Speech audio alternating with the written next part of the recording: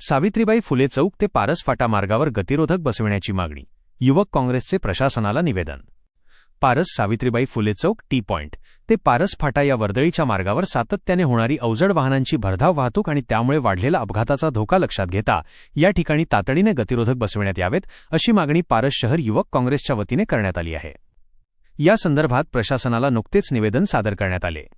सावित्रीबाई फुले चौक ते पारस फाटा या रस्त्यावर शाळा महाविद्यालयातील विद्यार्थी, शेतकरी, शेतमजूर आणि विविध कंपन्यांमध्ये जाणारे कामगार यांची मोठ्या प्रमाणात वर्दळ असते. मात्र याच मार्गावरून अवजड वाहने अतिशय वेगाने धावतात.